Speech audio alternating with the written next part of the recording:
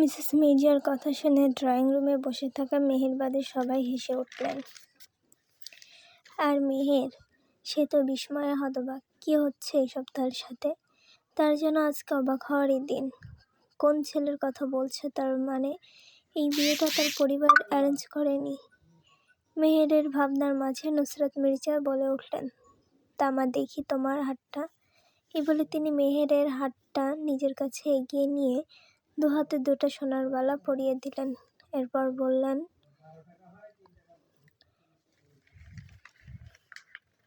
এই বালা দুটো আমার শাশুড়িকে তার শাশুড়ি দিয়েছিলেন, তিনি আমাকে দিয়েছিল, আর আমি তোমাকে দিচ্ছি। এটা সামলে রেখো, ভয় নেই, হারালেও সমস্যা হবে না। কিছুক্ষণ পর আমার 2 ছেলে এসে পড়বে। মেহেরের মা বললেন, আসলে আপনারা অনেক বড় মাপের মানুষ, হুট করে বিয়ের প্রস্তাব নিয়ে এসেছেন, এই কারণে নাও করতে পারিনি। আমাদের একটা মাত্র মেয়ে, ওকে একটু যত্নে রাখবেন। ও কিন্তু খুব চঞ্চল, আপনাদের আগে কখনো দেখেনি তো, তার উপর হঠাৎ বিয়ে। মেয়েটা একটু গম্ভীর্য, ওকে একটু মানিয়ে নেবেন। ফাতেমা বেগমের কথা শুনে শাহরিয়ার মির্জা আশ্বাস দিয়ে বললেন, আসলে আমরাও চাচ্ছিলাম না বিয়েটা হুট করে হোক, তবে কিছু কারণেই সিদ্ধান্ত নেওয়া। সবটা তো আপনাদের বললামই। পাশ থেকে নুসরাত মির্জা বললেন, হ্যাঁ ভাই, মেয়ে, চিন্তা করবেন না, আপনার মেয়ে নিরাপদ থাকবে। আর প্রত্যেকটা মেয়েই তাদের বিয়ে নিয়ে অনেক স্বপ্ন থাকে, আশা থাকে। ওর এই মুহূর্তে সেটা পূরণ না হলেও ওর যত ইচ্ছা আছে সব পূরণ হবে ইনশাল্লাহ। এবার তিনি মেহেরের দিকে ফিরে প্রশ্ন করলেন, আচ্ছা মা, তুমি এখন কিসে পড়ো? মেয়ের এতক্ষণ তাদের কথা শুনছিলেন। হঠাৎ প্রশ্ন করায় সে কিছুটা নড়চড়ে বসে নরম কণ্ঠে উত্তর দেয়, জি, এবার এসএসসি দিব। ও আচ্ছা, তোমার সামনে তুমি কি চিন্তা করছো? মানে তোমার স্বপ্ন কি? মেয়ের আবারও নরম কণ্ঠে উত্তর দিল, জি, আমার ইচ্ছা আমি একজন ডাক্তার হতে চাই, যেখানে ধনী গরিবের কোনো ভেদাভেদ হবে না, গরিবদের ফ্রি চিকিৎসা দিতে চাই। মিসেস মির্জা আর শাহরিয়ার মির্জা যেন মেহেরের কথায় সন্তুষ্ট হলেন। তিনি বললেন, ঠিক আছে মা, তুমি তোমার স্বপ্ন পূরণ করবে, এতে আমাদের কোনো আপত্তি নেই। তুমি যতদূর পড়তে চাও আমরা তোমাকে ততদূরই পড়াবো। শাহরিয়ার মির্জার কথা শুনে মেহের কিছুটা আশ্বাস পেলেও তার চিন্তা হয়, যদি বিয়ের পর তারা মত পাল্টে দেন তাহলে। সে এরকম কত শুনেছে, বিয়ের আগে পড়ানোর কথা বললেও তাদের বিয়ের পর আর পড়ানো হয় না। মিসেস মির্জা মেহেরকে চুপচাপ ভাবতে দেখে হয়তো মেহেরের মনের কথা বুঝতে পারলেন। তাই তিনি মেহেরের হাতটা ধরে বললেন, মা, তুমি চিন্তা করো না, তুমি তোমার সব ইচ্ছা পূরণ করবে। আমরা যেই কথা দেই সেটা রাখতে পছন্দ করি। মেহের, না মানে আন্টি, আমি। মিসেস মির্জা থামিয়ে দিয়ে বললেন, থাক, সমস্যা নেই, তোমার এসব মনে হতেই পারে, এটা স্বাভাবিক, এতে এত নার্ভাস হওয়ার প্রয়োজন নেই। মেয়ের কিছুটা লজ্জা পায়, তবে আর কিছু বলে না। এদিকে তাদের কথার মাঝখানে আরিয়ান এবং আয়ান তার সঙ্গে একজন লোককে নিয়ে উপস্থিত হয়, সম্ভবত কাজী সাহেব হবে। মেহেরের দিকে একবার তাকিয়ে সামনে এগিয়ে যায়। তাদের দেখে মিসেস মির্জা বললেন, ওই তো ওরা এসে গেছে। তার কথা শুনে সবাই সেদিকে তাকালেও মেহের চোখ বন্ধ করে একটা শ্বাস নেয়। মিসেস ফাতেমা এবং ফয়সাল আহসান বললেন, আসো বাবা, বসো, আসতে অসুবিধা হয়নি তো? আরিয়ান উত্তর দেন, না আঙ্কেল, একটু কাজ ছিল তাই দেরি হয়ে গেছে। এরপর শাহরিয়ার মির্জা বললেন, আচ্ছা ভাই, এবার তাহলে আসল কাজটা শুরু করা যাক। ফয়সাল আহমেদ কিছুক্ষণ চুপ থেকে বললেন, জি ভাই, শুরু করুন, তবে আমার একটা কথা ছিল। শাহরিয়ার মির্জা বললেন, হ্যাঁ অবশ্যই, কি বলবেন বলুন না, কোনো সমস্যা নেই। আসলে আমার একটা মেয়ে, ওকে এত তাড়াতাড়ি বিয়ে দেওয়ার ইচ্ছা আমার ছিল না, তারপরে ওর ভালোর জন্যই বিয়েতে রাজি হয়েছি। তো আপনাদের কাছে অনুরোধ, ওকে ওর এসএসসি পরীক্ষার আগ পর্যন্ত এখানে রাখতে চাই। এবার শাহরিয়ার মির্জা একবার ছেলের দিকে তাকালেন। আরিয়ান বিষয়টা বুঝতে পেরে বলল, ঠিক আছে, আপনার মেয়েকে আপনি রাখতে পারেন, সমস্যা নেই, তবে সেটা পরীক্ষার আগ পর্যন্ত। আর এমনিতেও আমি কয়দিন দেশে থাকছি না, তো সেই ক্ষেত্রে আপনার মেয়ে আপনাদের কাছে থাকতে পারে। ঠিক আছে বাবা, তুমি যেটা চাও সেটাই হবে। তাদের কথাবার্তার মাঝে মেহের আর রুহি বসে তাদের কথা শুনছে।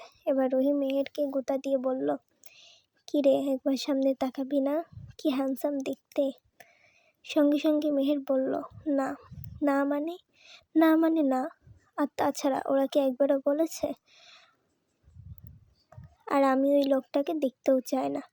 এদিকে আরিয়ান কথার ফাঁকে ফাঁকে মেহেরকে দেখছে।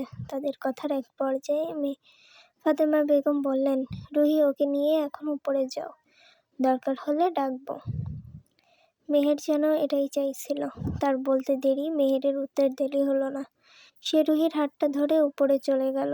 তা দেখে আরিয়ান মুচকে হাসল।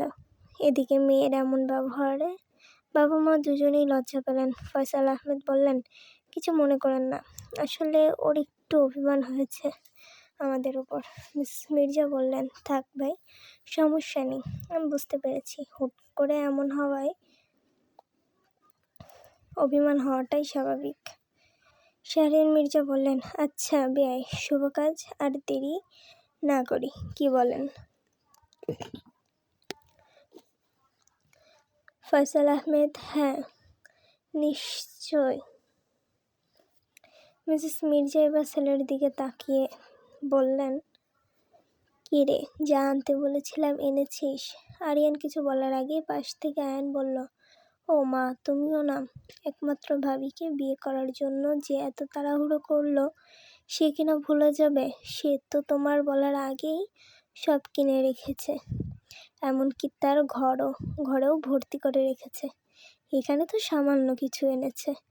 আর আয়ন আরও কিছু বলতো, তার আগেই ভাইয়ের দিকে তাকাতেই দেখলো আরিয়ান রাগী চোখে তার দিকে তাকিয়ে আছে। মিসেস মির্জা বিষয়টা বুঝতে পেরে গলা খাকারি দিয়ে বললেন, থাক, তোকে এত বকতে হবে না। আরিয়ান, ব্যাগটা তোমার শাশুড়ি আম্মুকে হাতে দাও। আরিয়ান ওর পাশে থাকা ব্যাগগুলো মিসেস ফাতেমার হাতে দিয়ে নির্দিষ্ট একটা ব্যাগ দেখিয়ে বললেন, এটা অনলি মেহেরের জন্য। ফাতেমা বেগম মুচকিয়া হেসে ব্যাগগুলো হাতে নিলেন।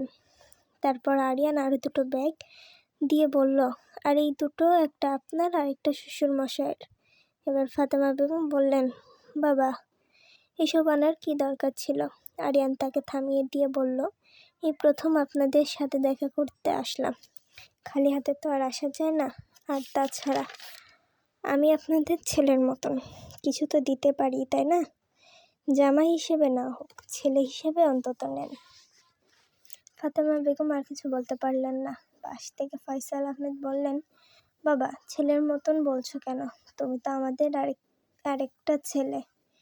এরপর তিনি স্ত্রীর দিকে তাকিয়ে বললেন, তুমি এবার জিনিসগুলো দিয়ে আসো, ওরা আবার রেডি হবে তো। ফাতেমা বেগম হ্যাঁ সূচক মাথা নেড়ে চলে গেলেন।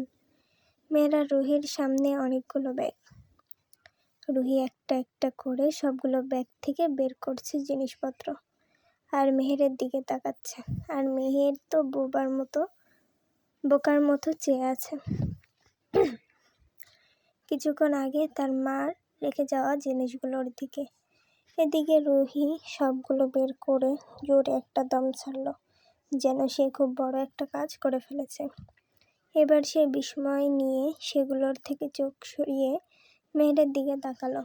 বলল, কি রে মেহু, এই বেটা তো পুরো দোকান নিয়ে হাজির হয়েছে। মেহের এবার রুহির দিকে তাকালো। সে কি বলবে বুঝল না। তাদের সামনে খাটের উপরে তাকালো। পুরো খাটে জামা, শাড়ি, চুড়িদার, আরও আনুষঙ্গিক চুড়ি, গহনার বক্স দিয়ে ভরা। জামা আর শাড়ির ভেতরে কালো রঙটা বেশি। তা দেখে মেহের মুচকি হাসল। মেহেরকে হাসতে দেখে রুহি বলল, কি রে, হাসছিস কেন? মেহের থতমত খেয়ে তাকায় রুহির দিকে। কিছু বলতেই যাবে তার আগে ফাতেমা বেগম এসে উপস্থিত হয়। মেয়েকে এখনো রেডি হতে না দেখে তিনি রেগে যান, বলেন, কি ব্যাপার? নিচে সবাই বসে আছে আর তুই এখনো রেডি হসনি? রুহি বলে, আন্টি, সে আধা ঘন্টা ধরে আনপ্যাক করতে করতে সময় চলে গেছে। আপনি আর 10টা মিনিট সময় দেন, আমি ওকে এক্ষুনি রেডি করে দিচ্ছি। ফাতেমা বেগম রুহির কথা শুনে খাটের দিকে তাকালেন। পুরো খাট জুড়ে জিনিসের ছড়াছড়ি। তিনি কিছু না বলে বেরিয়ে গেলেন। রুহি এবার ব্যস্ত হলো মেহেরকে সাজাতে। মেহের আজ কোনো কথা বলছে না, যেন সে একটা রোবট। তাকে যেভাবে বলা হচ্ছে সে সেভাবেই করছে। কারোর মতের বিরুদ্ধে যদি কেউ কোনো কাজ করে, তাহলে সেটা যে কতটা বেদনাদায়ক একমাত্র সেই ব্যক্তিটাই বুঝতে পারে যার সাথে এমনটা হয়েছে। প্রায় 15 মিনিট পর মেহেরকে রেডি করে রুহি মেহের থেকে কিছুটা দূরে সরে মেহেরকে দেখল। তাকে এই মুহূর্তে পরি বা পুতুলের থেকে কম লাগছে না। হালকা সাজে যেন তার সৌন্দর্যটা দ্বিগুণ করে তুলেছে। বিশেষ করে কালো খয়েরির ওপরে সোনালি সরুর কারুকাজ, যা ফুল এবং প্যাটার্ন মিশ্রিত। সূক্ষ্ম ছোট ছোট স্টোন শোভা বর্ডার ও পলকা অংশে, সম্পূর্ণ সোনালি অ্যাপ্লিক কাজ এবং স্টোন এম্ব্রয়ডারিমেন্ট সিল্ক ও জর্জেটের ভেতর, যা মেহেরের ফর্সা ত্বকে দারুণ মানিয়েছে। হঠাৎ করে রুহি মেহেরকে জড়িয়ে ধরে বলে, দোস্ত, তোকে দেখে তো আমি ক্রাশ খেয়ে গেলাম। দেখিস দোলাভাই আবার বাস না খায়, থুড়ি ক্রাশ হবে। মেহের কটমট করে তাকালো রুহির দিকে। তা দেখে রুহি বলল, নিয়ে হইছে, চল এবার। আরও দেরি করলে আন্টি নির্ঘাত ক্রাশ নিয়ে এসে পড়বে। ধ্যাত, বাস নিয়ে। এই পর্যায়ে মেহের না চাইতেও হেসে ফেলল।